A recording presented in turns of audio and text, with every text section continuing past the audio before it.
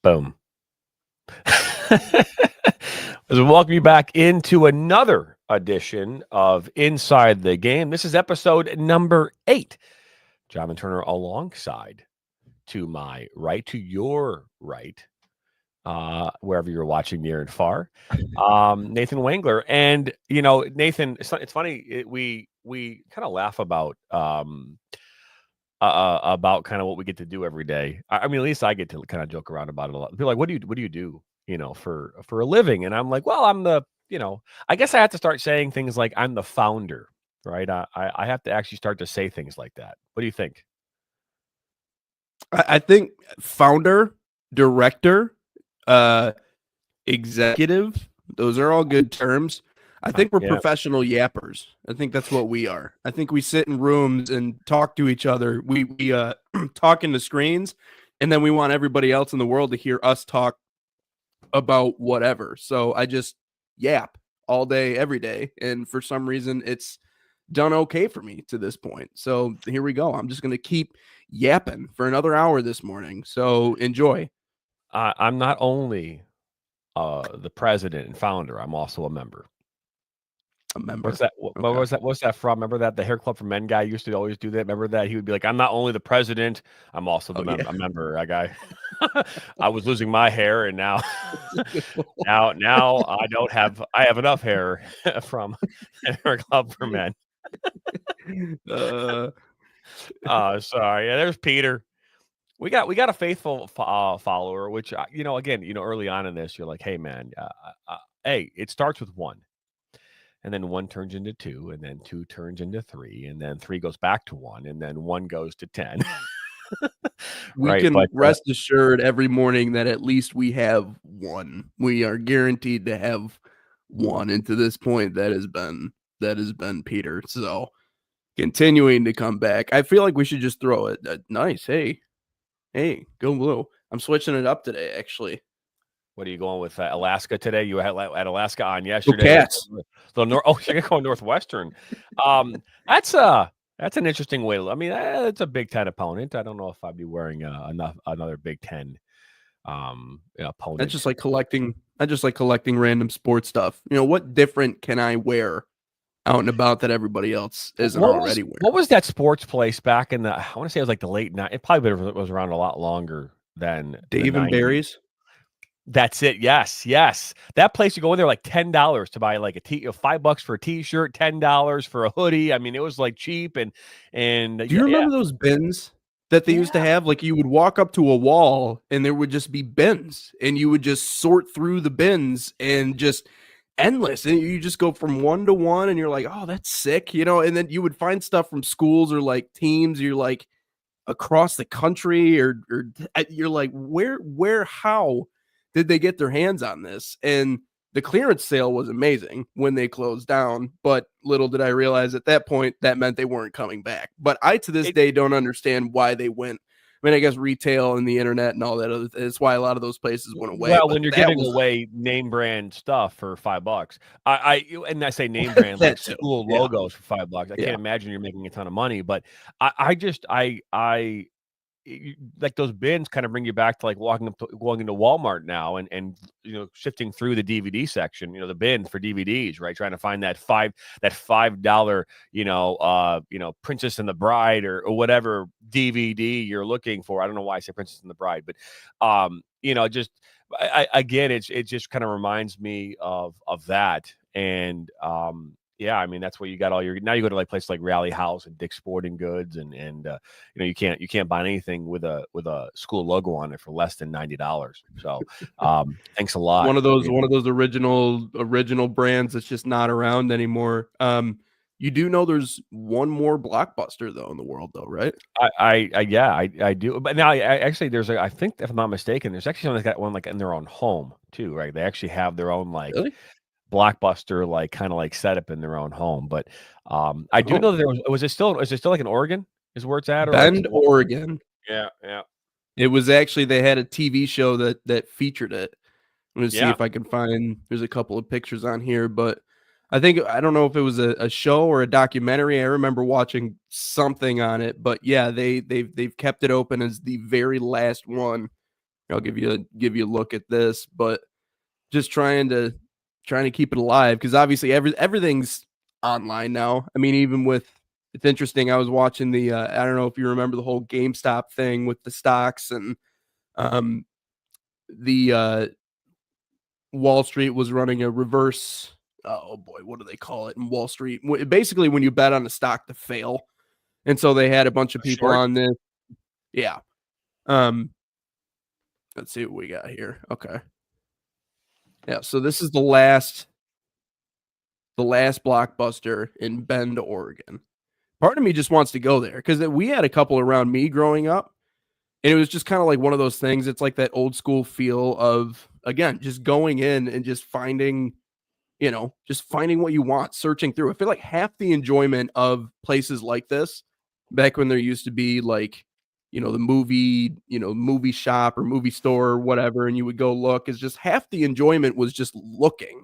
Finding it was fun and going home and watching it and all that other stuff. But, half of the thrill of all of that was just going around and finding it. That was the part that I really enjoyed. So, Well, especially, going down the new releases aspect, right, in alphabetical right. order. That we had a local place. So we went to Blockbuster too growing up, but then for us, there was this place just down the street. It was like almost like there's a lot here in Michigan. There's a place called Family Video. That was a place Yeah. you could go, Yep. and then there are other kind of like mom and pop type video rental stores that you Yep. could go to. One of them for us was I think called Videoplex, and it was right down the road from us. And it was actually at like an old I think it was like an old Blockbuster, and they converted it to their own. Yeah, that's where we rented our videos and or DVDs because then it was videos first, and then it moved to DVDs. But yeah, I mean, hey, we're 8 episodes in. We started this last Monday. I'm having a blast here so far. I think the biggest challenge when starting something of this magnitude is being able to do it, every single day, right? Being able to be consistent about it, and obviously my biggest fear last week with the start of this was the fact that I was traveling, in the middle of it, and we were able to kind of pull that off, which was great.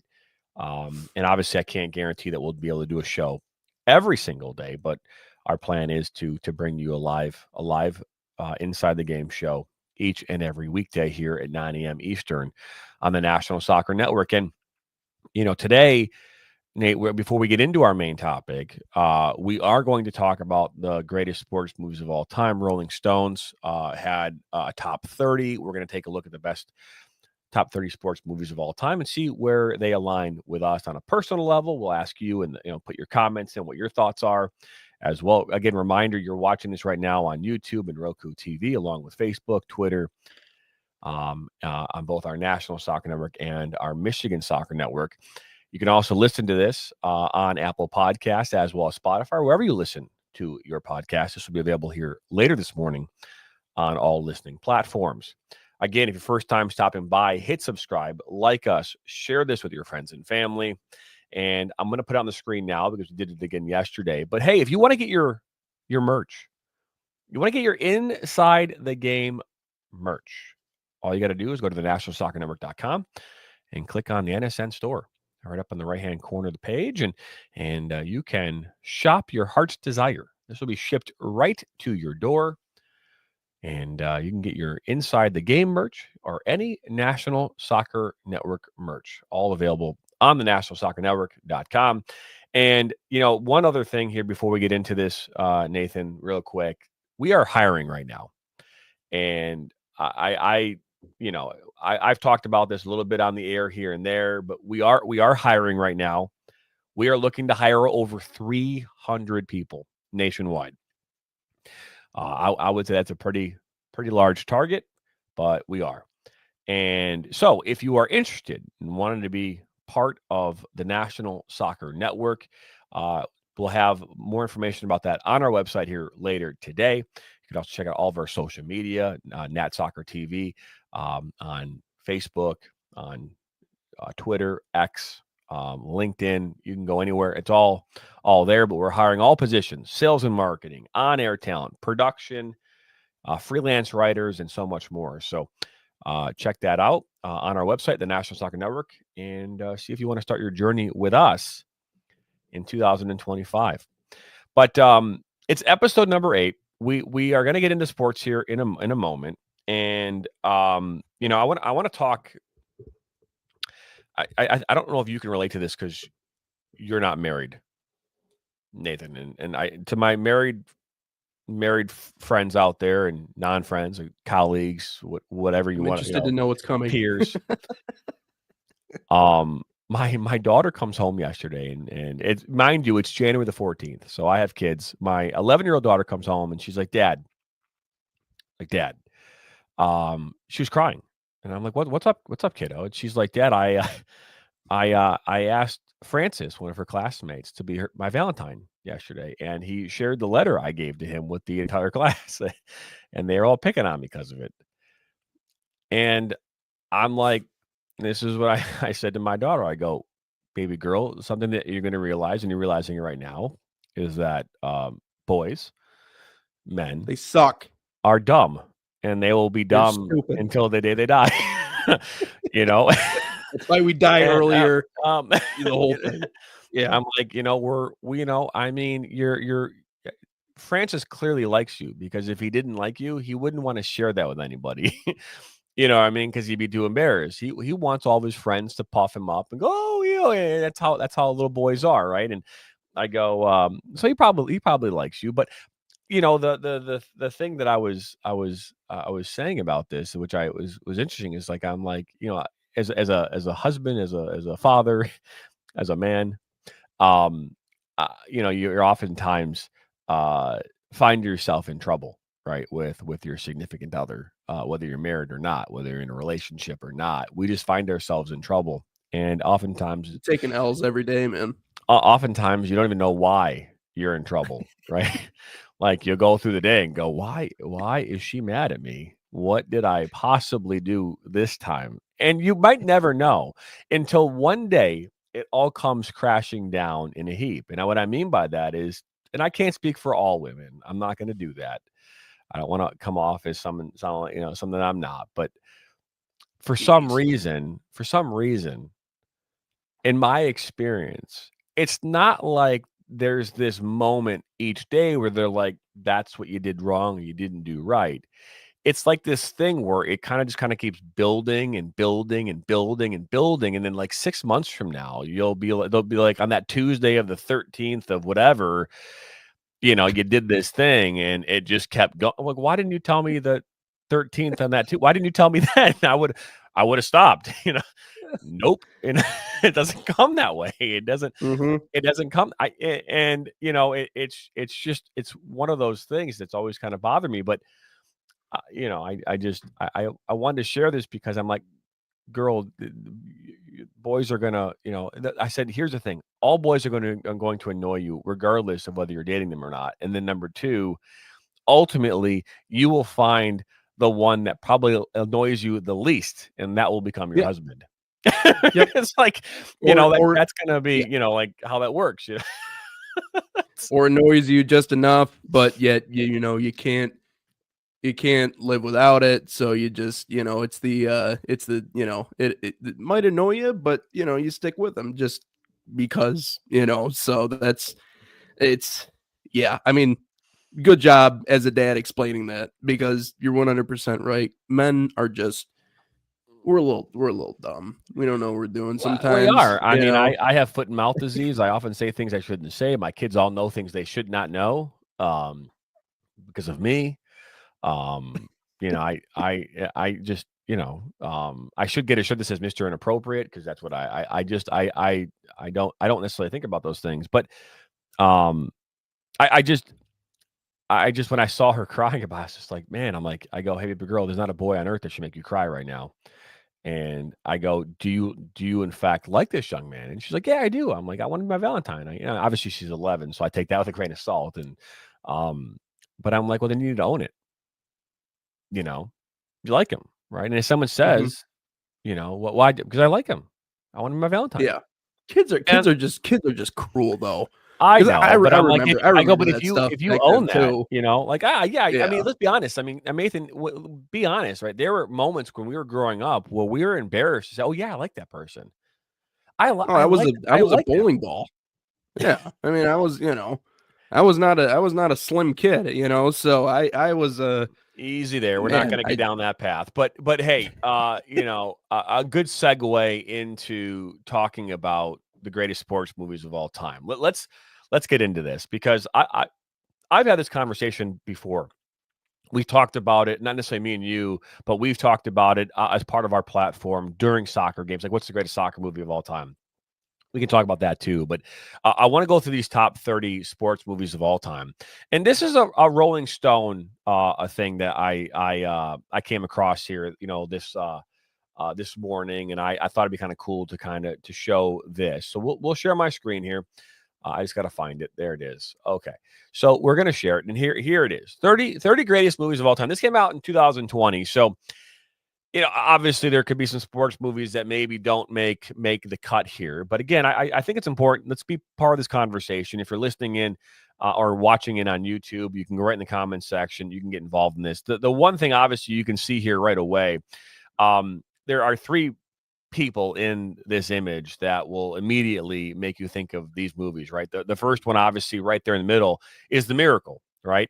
And Jim Craig right there. And obviously that's not Jim Craig. That's the actor that played Jim Craig in the movie The Miracle. And then to his right, you've got, what is that? Wesley Snipes. And that was from White Man Can't Jump, right? And then to his left, you've got, I'm drawing a blank. Shawshank Redemption. He was in that movie. But this is Bull Durham with Kevin Costner. And I'm drawing a blank on the actor. But it'll probably come to me here in a moment. But that kind of gives you an idea of what we're expecting. So again, there is no specific order to this that I'm going to go off of Rolling Stone, and we're going to talk about this. Okay, so right here at number 30, No, a documentary in 2014. So that has made the top 30.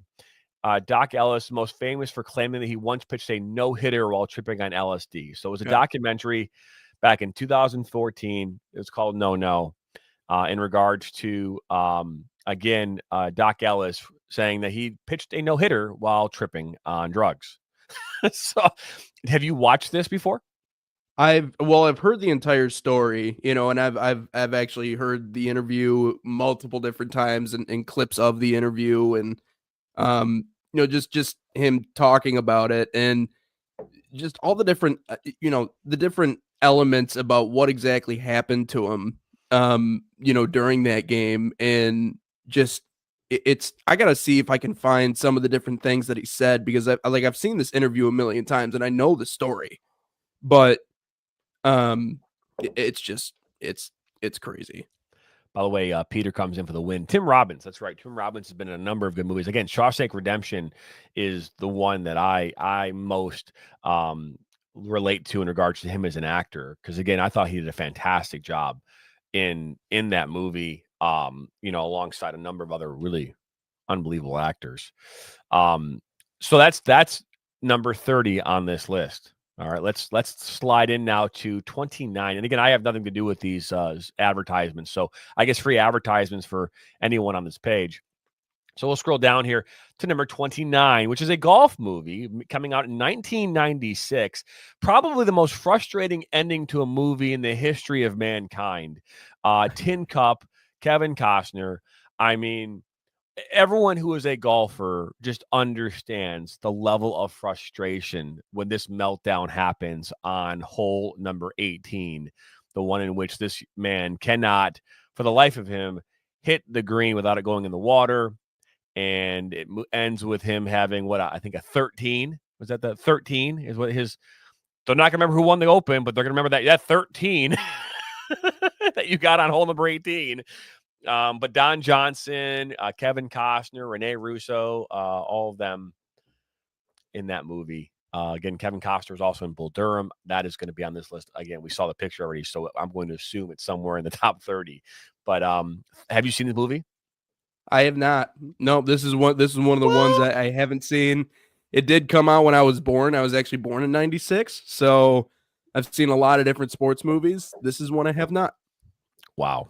Okay. Well, the number 29 on this list is Tin Cup, coming in at number 29. Let's slide on down now to the next one here. And this is The Miracle. Oh. So The Miracle, which is based on what we talked about yesterday, you put all the way up on the top of your list. The Miracle is 28 on this list. And The Miracle, again, in regards to the 1980 men's hockey team that beat Russia, the Soviet Union. And this is in regards to that whole process, everything from the moment that Herb Brooks was called and interviewed for the job to the time that he was getting the gold medal at the Olympics. So Lake Placid is where this all took place. Yeah. So the reason why I put it all the way up at number 1, and there's a little bit of bias here, so I got to admit that there is that aspect to what I'm about to say. That was the first movie I had ever seen in the movie theater. I went with my dad to go see that. And it was obviously your first time in the theater seeing a movie there is obviously an experience. But I loved the movie then because obviously it was hockey and, it was a really entertaining watch, and just being there with him and sharing that moment, that was all cool. But the older I get, and the more I understood about the socioeconomic impact that this win had for the United States, and the fact that it was in the middle of the Red Scare. And it kind of, in a lot of ways, this is one of the biggest battles of a Cold War, and against all odds, we won it. And it kind of proved to the American psyche that we can beat these guys. This isn't an unstoppable machine. The USSR is. They are beatable. They have cracks. And so it's the single greatest upset in the history of sports. And then I don't know. I just the emotional aspect of it, the build up, the final game, the story behind it. I don't know. I thought this would at least be top 15, top 10. Now, obviously, different people, depending on what your definition of greatness is when ranking these, I could see why it would fall down a couple of spots. But to me, there's just so much that goes into it. And right now, the biggest question right now in your mind, just looking at this list, do you believe that Miracle should be 28 on this list, just based on? Okay, no. So and I think Gavin O'Connor's, they talk about his tribute to Herb Brooks. The actor that played that role was just outstanding. I thought he got it accurate. In those scenes when he's making him skate suicides and he's saying again, that one scene is, the name on the front is a hell of a lot more important than the name on the back. Goosebumps every time I hear it. So no, I think it should be way higher than 28th. Very disappointed. So this is the part, and this is where I said the part of this conversation. And again, wherever you're watching or listening in, I want you to think about this. Is Miracle a movie that should be ranked 28 in the all-time top 30 sports movies of all time? And obviously there are a ton of movies, so we will get through this. But we'll head down and we'll have the conversation. But right now, number 28 is definitely maybe a conversation we can have later on. Now, number 27 is Chariots of Fire. Now, Chariots of Fire is Hugh Hudson's Oscar-winning sports drama, but an easy callback punchline. It's about Olympians running along a beach in slow motion. But it is about Olympians running for the Olympics. The true story of two early 1920 British track and field athletes, one a devout Christian, the other a Jewish. The film doesn't hinge on any single winner taking all race despite its lead up to the 1924 Olympics. Rather, it focuses on both the men themselves and the temper of the times, in addition to the competitive triumphs and tragedies. So Chariots of Fire is ranked higher than that of The Miracle. 1981. Now, this is the year I was born. So, and I have not seen Chariots of Fire. We're at number 27, and I'm ready to crumple up this list and start all over. Remember, now Rolling Stone is not a company to like throw and get mad at, right? They're pretty reputable, right? I mean, I wouldn't we agree that Rolling Stone magazine is probably up there with its reputability in regards to its, in the arts? We'll head on down now to number 26, Rudy, coming in at number 26, 1993 movie about Rudy Rutabaga. Anyways, so. I think it's Rutabaga. Anyways, Rudy, who was a walk-on at Notre Dame, Fighting Irish, who was 5'0" nothing, 100 nothing, getting a chance to go out and get a sack against Georgia Tech, right in the final game of the season. That was that movie. You've seen Rudy, right? I'm assuming. Yeah. No, yeah, of course. I've seen the movie multiple times. And growing up in an area of the country where there's a ton of Notre Dame fans, like over here on the west side, like Notre Dame is huge. I mean, South Bend's only 2 hours away. That's the weird thing about being in Grand Rapids, because you're 2 from Chicago, you're 2 from South Bend, and you're 2 from Detroit. Literally anywhere you go, you're kind of smack dab in the middle of everything. So there's a lot of Notre Dame influence over here. And I talked about my uncle who played Michigan, late 70s, early 80s. Before he went there, my grandpa was all Notre Dame. I mean, Irish Catholic, family big. So they were all Notre Dame through and through. So yeah, I've seen this video a couple of times. It is interesting, like the depictions of these players and what happens in a lot of these movies it's never completely accurate. Sometimes it's not even accurate at all. And so this goes into a lot of that, but an inspiring movie nonetheless. I mean, hey, walk on, way undersized, shouldn't be there, got the hell kicked out of him, made one good play at the end of the year. I mean, I don't think they won a championship or really did anything, but he was there and he got on the field. And if you can get on the field as someone who's 5'8" and wear one of those gold helmets, I think you're doing pretty well for yourself, especially for the biggest brand in football. So there's a lot of good quotes from that one, but obviously not everything completely accurate. By the way, he was offsides on that sack. Oh boy. Boy. Sounds like a salty Bears fan right now or something like that. Anyways, so Blue Chips coming in at number 25 on this list, 1994. This was Nick Nolte, following what I think they're considered in California, probably like the USC, I think, type of school. I would call that the equivalent of like a USC, UCLA. But it was an interesting movie. There's following, again, Shaquille O'Neal. Who else was in there? I think you had, did they even tell you? Well, I guess, yeah. So Shaquille O'Neal was there definitely, and he played a big role in that movie, about recruitment and how to get players and how the struggle in the recruitment world and how players were getting paid under the table by, your boosters and ultimately Nick Nolte, who was known for his integrity, ultimately folded in regards to that. At the end of it, he basically resigns for, falling into the whole mess of recruitment and paying players. And that's what the movie's about. And now, again, here, I think I didn't do this beforehand, but if you had an interest in watching the movies and you haven't watched them and I'm literally ruining them for you, I apologize. Because I'm like literally telling you the entire storyline. So have you seen Blue Chips at all, Nathan? Oddly enough, this is another one of the ones I haven't seen. Which is interesting because I was big into obviously the whole Fab Five story and what happened with that. And I've seen that documentary and everything. And I've followed that story really closely. But this is one I haven't seen yet.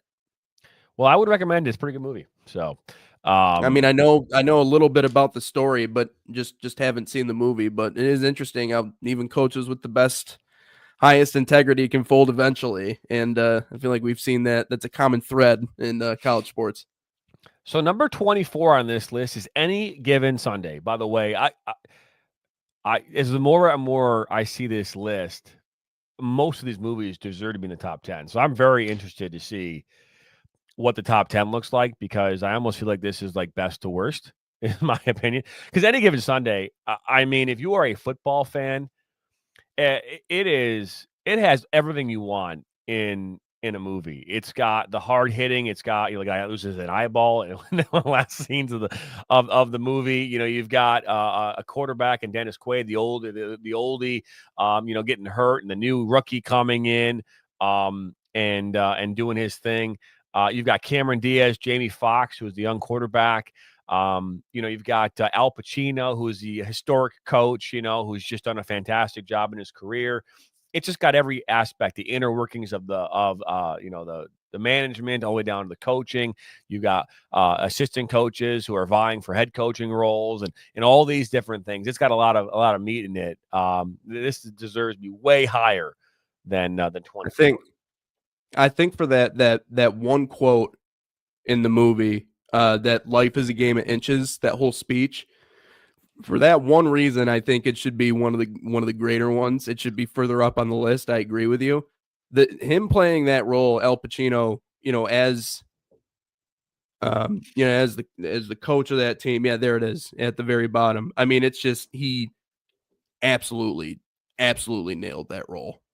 And it's one of those, that's one of those quotes that has really spanned the length of time. You know what I mean? I still, you see those pump up videos with the wop wop music behind it and the sports highlights. You're gonna hear that quote at some point. Because that one will get you up in the morning. We just fight and claw for those inches every day. So that's a legendary quote. So in my opinion, should be a little bit further up the list. And this is where this list is gonna lose me. And it's a soccer movie, so believe me when I say that I liked Bend It Like Beckham. Keira Knightley, the actress, her name is, I guess, Jess in this one, but you can't tell me that Bend It Like Beckham is rated higher than The Miracle, Any Given Sunday, and Rudy as the most historic, top sports movies of all time. Right. You lost, to me, you've lost all credibility in the list. This is about two young women who are playing soccer, English soccer, which, to be fair, probably back during this time in the whole European side of soccer, right, women in soccer specifically was not like a prominent thing. Obviously, today it's way more of an opportunity than it was then. And maybe that's why this story on some level in 2020 is getting the 23rd spot. It's a good movie. It's a feel-good movie. You've got a player who's Indian, whose parents are telling her she should be going and doing, getting married and not playing soccer. And here she is. She's wanting to follow her dream. And there's a young lady who's following her dream, but is not necessarily going the way she wants. And they're friends and, whatever. And it's a good movie, but it's not better than Rudy. It's not better than Any Given Sunday. But listen, everybody likes a good story. Everybody likes a feel good, and this one is easy to follow. It's easy to understand. There's not multiple different things going on to where you really have to think about it. It is a feel good, almost kind of like a Disney kind of feel to the movie. So it is a good movie. I love Bend It Like Beckham. I've used that in my calls before. I thought it was a solid movie, but I don't think it deserves to be higher than some of the ones you named. And it's also like, when we're talking about best, what defines best? Because there are so many different aspects to a movie to where you could, rate one higher than the other. So what makes it better? If we're going off of storylines and history and stuff like that, I think Rudy's better. I think, the United States and the Soviet Union and the Cold War and all the storylines around that I thought plays into it. So what exactly are you rating when you're looking at better than, worse than, everything else along those lines? Because I think depending on what you're looking for out of the movie, and with me, I'm a history buff, history nerd, especially when it comes to sports. And so when I see a movie that actually happened, is real life, and it's they're recounting it and putting it on the big screen, those are the types of movies that I love. Not to say that there aren't, other stuff that can accurately depict what's going on. And you were talking about, obviously, the history behind Bend It Like Beckham, but the storyline itself, for me, should not put it there on the list. I couldn't agree more. I've never seen this next one coming in at number 22, the Bingo Long Traveling All Stars and Motor Kings from 1976. It's got James Earl Jones, though, Richard Pryor. So obviously it's got some really top-notch actors and celebrities back during that time.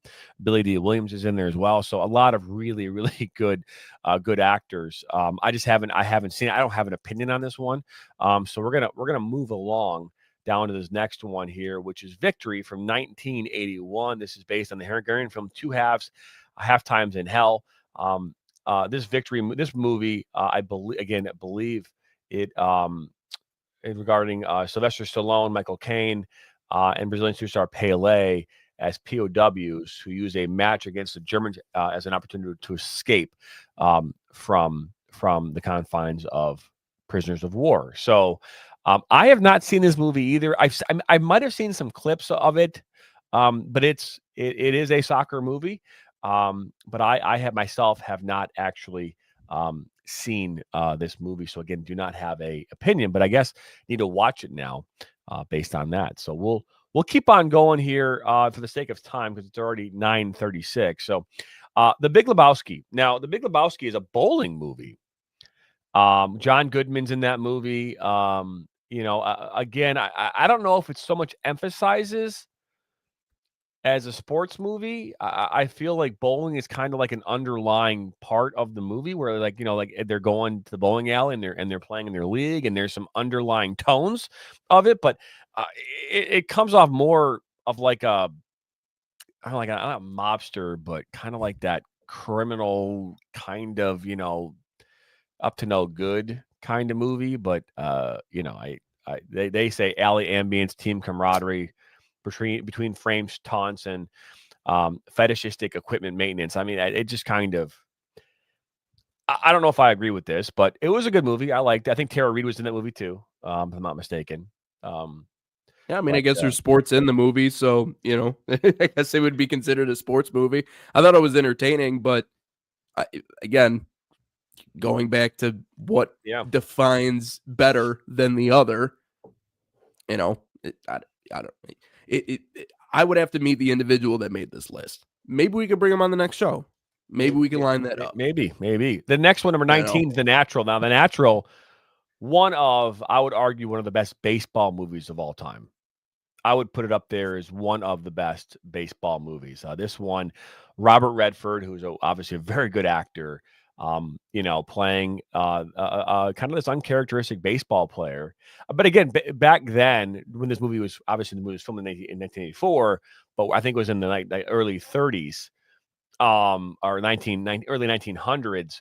This is a gentleman who's in his mid 30s trying to finally get his shot to play in the big leagues, and he hits the ball and the ball falls apart and then hits the lights and everyone goes out. Have you seen this movie?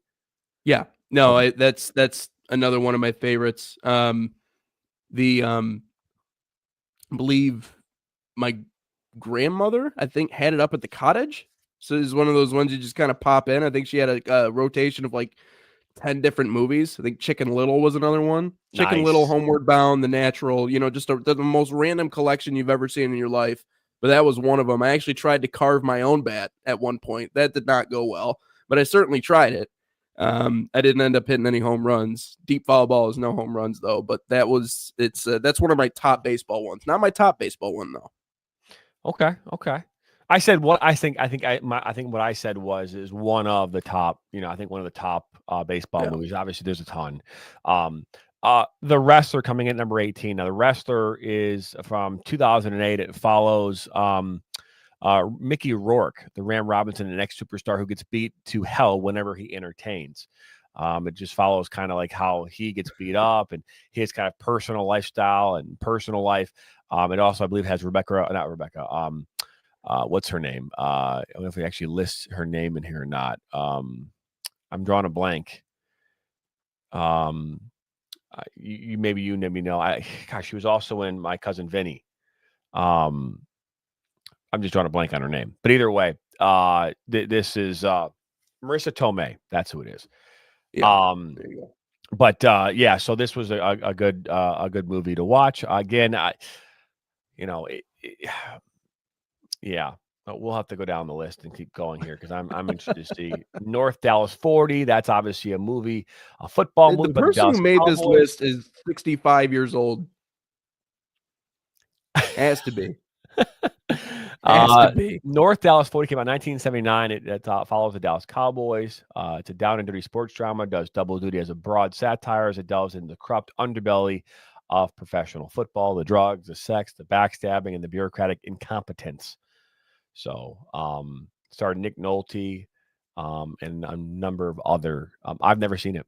So, The Dallas Cowboys? Yeah, I know, right? Backstabbing and incompetence. I never thought I would hear that about that organization ever. Coming in at number 16, The Endless Summer.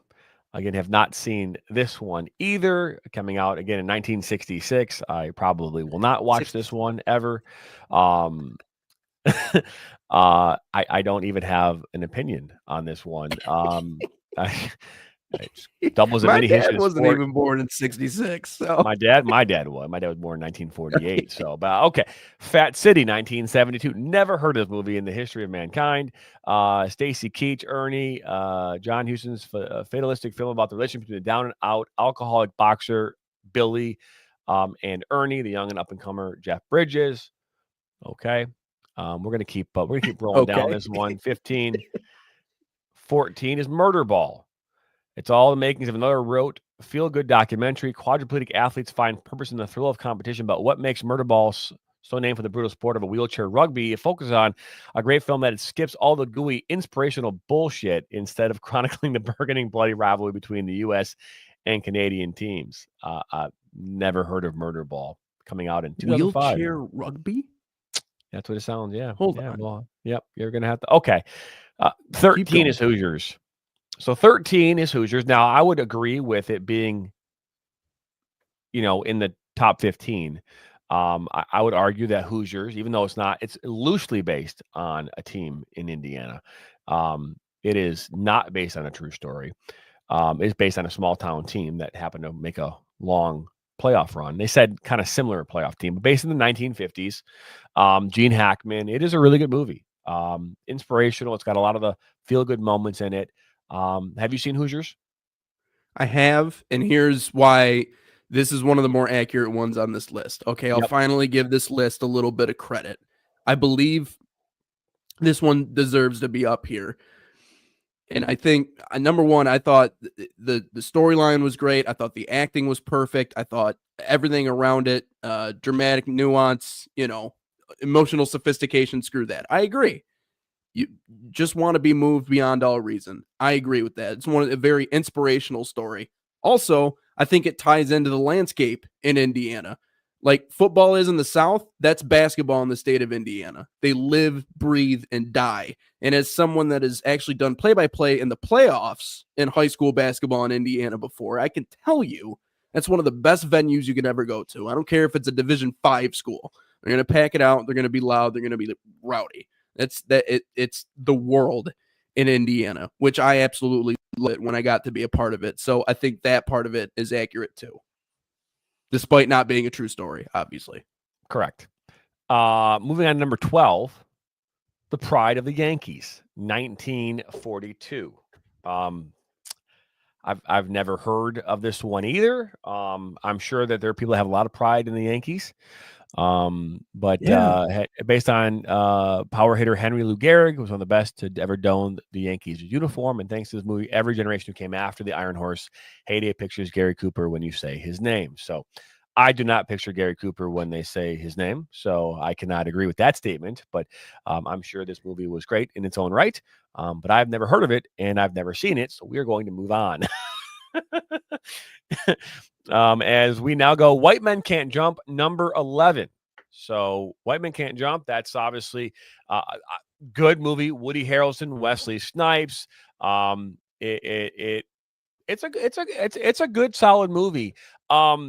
Again, if you're going to sit here and tell me that, two knuckleheads playing basketball, in in California along the beach, all the beaches there and everything, whatever you want to call that area, better than Any Given Sunday, I cannot agree with you. I it's just entertaining, but it's not a nearly top 10 sports movie. What are we doing? I gotta go all back to the top here. I just want to see what this thing was titled again. Okay, I just want to see what this was titled at the very top. Okay, I'm really zoomed in here, so hang on here. I don't want to. Okay, we're gonna come right here. Okay.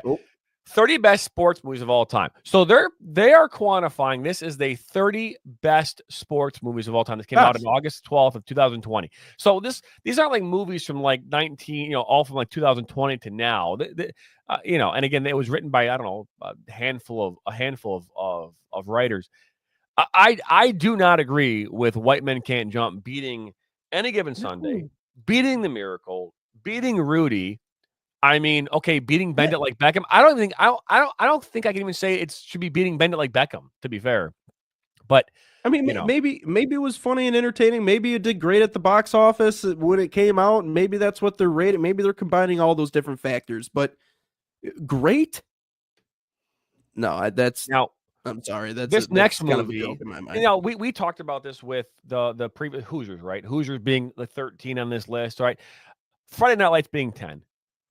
I believe that Friday Night Lights should definitely be in the conversation for the top 10, top 15 of any one of your sports lists. I do believe that it shows the hard hitting high school football of Texas, right? And it follows, the trials and tribulations. Obviously, they made a TV show about it too. So it when you start talking, and that was very successful on NBC.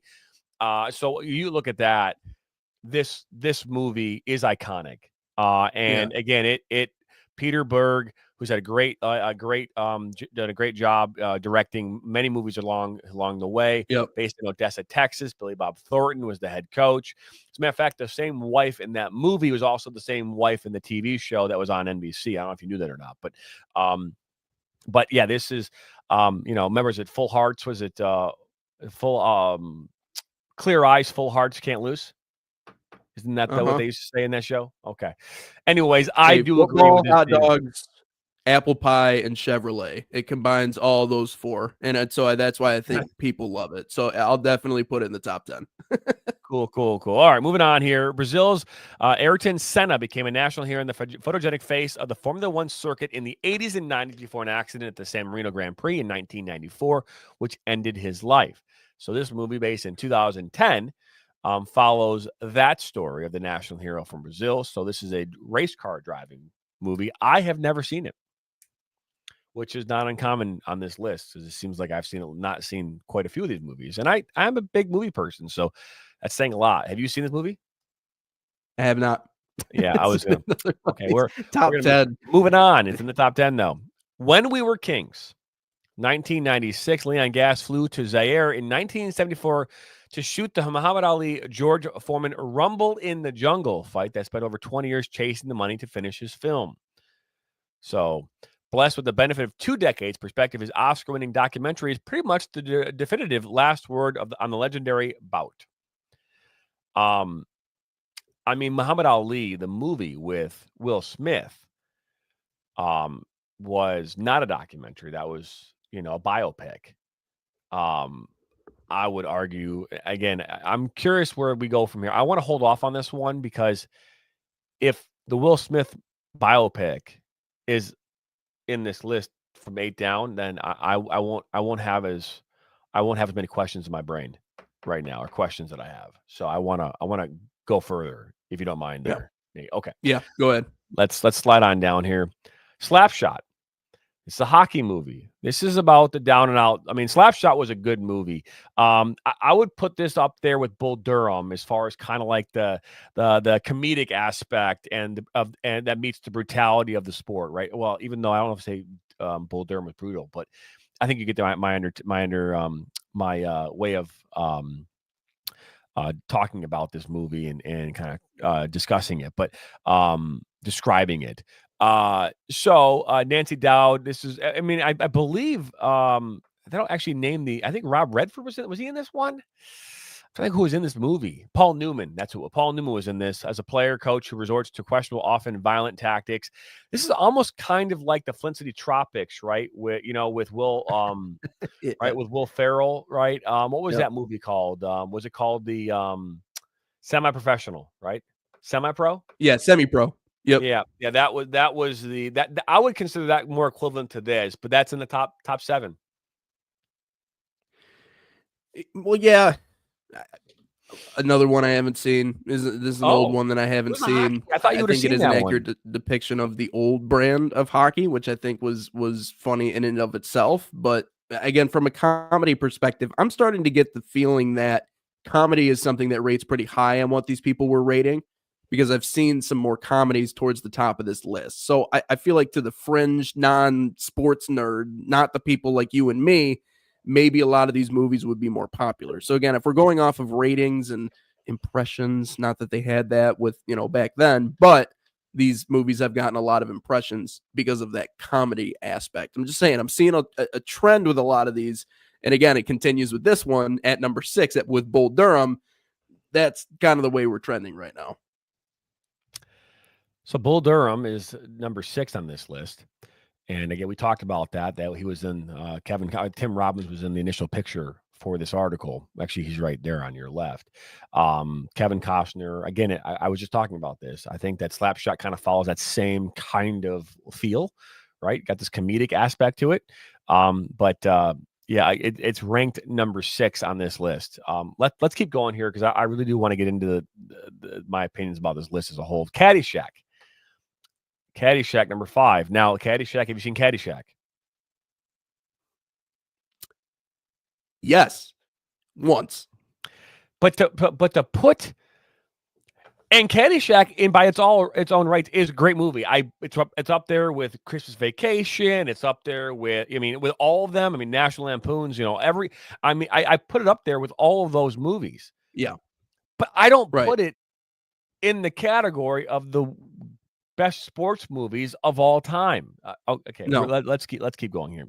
Let's see what number 4 is. Raging Bull. Raging Bull follows Martin Scorsese's Robert De Niro, a boxer, the brutal aspect of boxing. Now, Raging Bull, by all accounts, is a fantastic sports movie. And I do believe Raging Bull should be in the conversation for a top 10 based on how it was portrayed. Even though it came out in the 1980s, it was a well directed movie, well produced, and Robert De Niro did a fantastic job in this movie. Have you seen it? I have seen it. Yeah, I thought it was a solid movie, but I know we're going to get into our opinions on this list at the very end, but we need a rewrite because I don't know if you see me over here. I'm starting to get visibly frustrated. I'm going to have a mental So you breakdown. do not agree that Raging Bull should be in the top 10 conversation?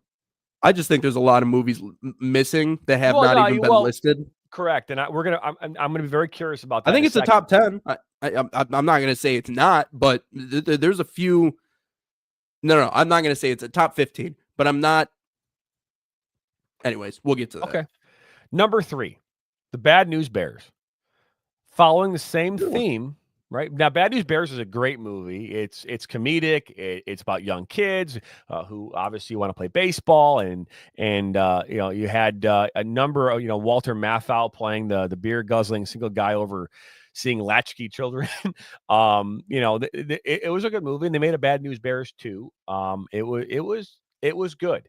Again, I don't know if it makes. Let's keep going. That's number 3. Let's go to number 2 here on this list. Rocky. Okay. Rocky. Now, Rocky is number 2 on this list. 1976, the original Rocky. Rocky's obviously been a great franchise, movie franchise. They've gotten, not only do they have Rocky, they have Creed, right? And that's been really, really well received. Rocky's done a fantastic job. So I don't argue with Rocky being in the top 10. Now, there could probably be an argument about whether or not Rocky, the original Rocky, versus some of the sequels. Maybe that one of those might be maybe in the top 15, top 10 conversation. But I don't agree with it being number 2 on the list, but I do agree with it being in the conversation for at least being top 10, top 15. Yeah. No, it's a story about an all-American working class Philly underdog. The running up the steps scene is one of the more iconic scenes in film history, not just sports films. Definitely deserves to be top 3. They got it right on that one. Yeah, okay. Okay, so let's move on to number 1 here. Hang on 1 second here. Okay, sorry, you still there? Yep, I got you. All right, cool. Hoop Dreams, 1994. This is a story of Inner-City Dreams. Started as an idea for a 30-minute nonfiction short about playground hoopsters. It then evolved into a 3-hour odyssey about the high school kids William Gates and Arthur Agee as they try to make their way to the NBA. Now, Hoop Dreams, I have seen Hoop Dreams. It is not number 1. Okay. We're gonna go ahead and we're gonna do this. I'm gonna take this off the screen now and get back into this. So, I do not agree with Rolling Stone on any level about this. Okay, and I would argue that a lot of first off, let's talk about movies that did not make the list. We should probably start with like movies that didn't make the list. Because to be fair, like Field of Dreams. Okay, like Field of Dreams should be in the conversation for one of the best sports movies of all time. Yes. I mean, that again, arguably, Remember the Titans, right? Should be in there for one of the best movies of all time.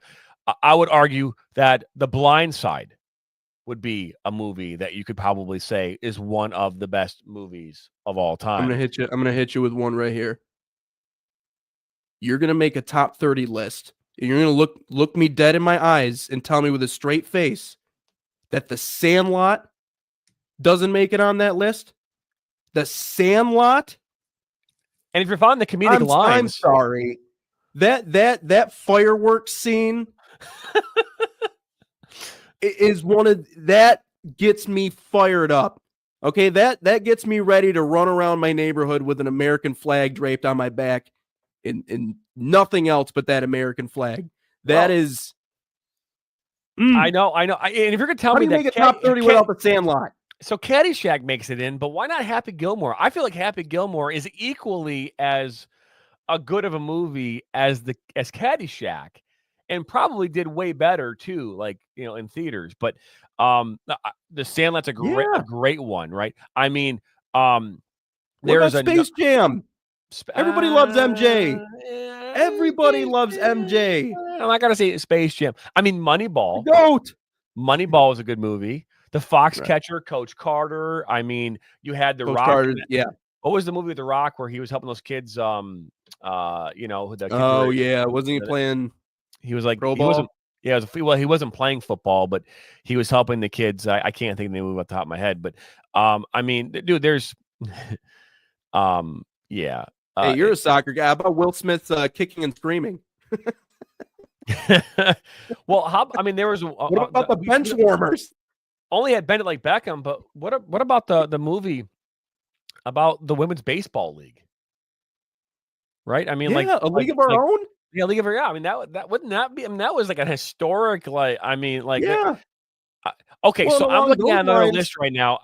This is by Vulture. This one came out in August of 2024. So this one came out like this past year. They have Without Limits in 1998 as number 50 on this list. I'm going to go all the way down to number 1 on their list and just see what they have, okay?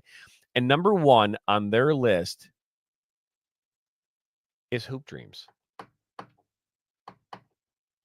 Number 2 was Raging Bull. Number 3 was Rocky. Number 4 was Bull Durham. Number 5 was Foxcatcher. Number 6, Pride of the Yankees. Number 7, The Wrestler. Number 8 was Ali. 9 was A League of Their Own. So in this list, they had a movie that wasn't even mentioned in the top 30 from Rolling Stone is in the top 10. And then Slapshot was number 10. $1 Million Baby, which was a great movie, by the way. That made it to number 11. Breaking Away. They don't have a 12. That's weird. They skipped from 11 to 13. Oh, interesting. Actually, they have 2 13, so they screwed up. Field of Dreams was number 13 on this list. I I got one more thing to say before. I know we got limited time here before we run out. R.I.P. Chadwick Boseman. R.I.P. You are being disrespected by all these lists. 42 was one of the greatest baseball movies I have ever seen, and also historically very accurate. One of the best roles. Lost him too early, man. What a legend. Should be on any one of these lists. The fact that he wasn't mentioned until the last minute of the show. Tough. By the way, Dodgeball was put in here as a top movie. Now, that was fun. I'll agree with that one. I didn't even forget about that one. This man. I know. Again, I didn't make the list. I'm just going off of it. This is kind of we need to continue this. This is fun. That does wrap up our show here today. We are officially into the next hour. But Nathan, man, this was, I mean, hey, we didn't create the list, but it was kind of fun. I mean, Peter did mention in here, first off, he wanted you to not lose your soul. Don't get mad. This list is so subjective. I do not agree with the list either. And then he also put in here The Rookie with Dennis Quaid. The Rookie was also another very good movie. I'll give you that one. But that'll wrap up here our Wednesday edition of Inside the Game, episode number 8. Again, you can listen to this on all your listening platforms. You can also subscribe on our YouTube channel. Follow us, like us, share us with your friends and family. Make sure you head over to Facebook, our social media accounts at Twitter or X, whatever you want to call it, and Instagram. But for all of us here at Inside the Game, I'm Jonathan Turner alongside Nathan Wengler. And until next time, we'll see you again here and back here again tomorrow morning, same time, 9 a.m. right here on Inside the Game.